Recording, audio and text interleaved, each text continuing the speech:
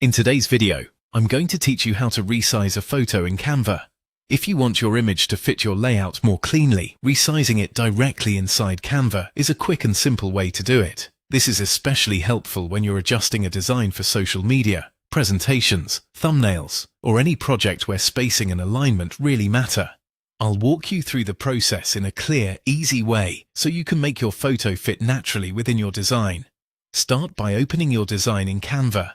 If you haven't created one yet, go ahead and create a new design first. Once your canvas is open, you'll be able to work directly with the elements on the page and make changes in real time. Next, select the photo you want to resize. Just click on the image once and Canva will highlight it for you. When the photo is selected, you'll see handles appear around the edges. These handles are what you'll use to control the size of the image. To resize the photo evenly, click and drag one of the corner handles. This is usually the best option when you want to make the image larger or smaller without affecting its overall shape.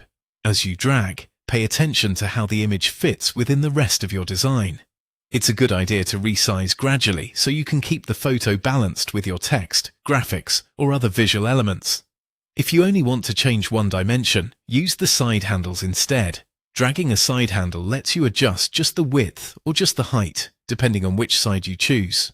This can be useful if you're trying to make the image fit a tighter space or align it more precisely with other elements in your layout. Just be careful not to stretch the photo too much, unless that effect is intentional, because it can make the image look distorted.